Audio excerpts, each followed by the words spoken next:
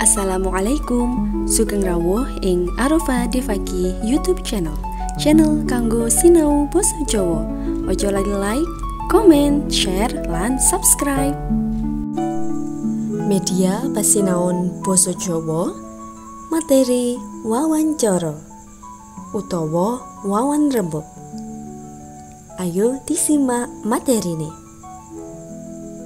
Apa iku wawancara? Wawancara uga bisa diarani wawan rembug. Tegese yaiku kegiatan cecaturan utawa takon tinakon antarane pawongan kang duweni tujuan golek informasi utawa pawarta. Unsur sakjroning wawancara ana 3, yaiku pewawancara, narasumber, lan topik. Pewawancara yaiku pawongan sing golek warta utawa informasi. Narasumber yaiku pawongan sing menehi warta utawa informasi. Dene topik yaiku bab kang dirembug sakjroning wawancara.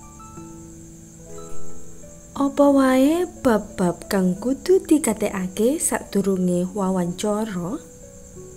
Bab kang kudu dikatekake sadurunge wawancara yaiku 1. Nemtokake topik wawancara. 2. Nemtokake tujuan utawa informasi apa kang pengen digoleki. 3. Nyiapake pitakonan. 4. Nemtokake sapa narasumbere. 5. Gawe janji karo narasumbere kapan lan panggonane. 6. Nindakake wawancara kanthi sopan lan andhap asor.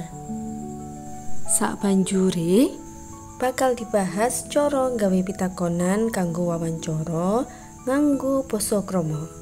Sadurunge iki ana tetembungan pitakon kanggo nggampangake kanca-kanca nalika gawe daftar pitakonan nganggo basa krama. Ana 6 tembung pitakon,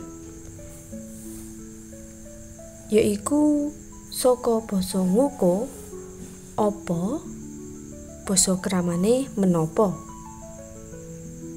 ing endi, basa kramane wonten pundi,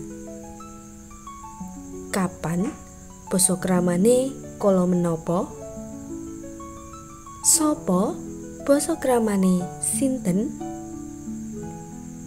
kene ya utawa kena apa, basa kramane kenging menapa, kepriye, basa kramane kados pundi. Nah, iku tembung pitakonan sing bakal kita enggo kukara pitakon. Nah, iki wis ana tuladha pitakonan kanggo wawancara nganggo basa krama. Diwiwiti saka tembung pitakon sinten. Tuladhane yaiku asmanipun sinten, menapa, panjenengan sadeyan menapa, kala menapa, kala menapa panjenengan miwiti sadeyan menika, wonten pundi, wonten pundi panjenengan blanja bahan sadeyan menika, kenging menapa, kenging menapa panjenengan milih sadeyan menika, kados pundi, kados pundi caranipun panjenengan promosi daganganipun panjenengan.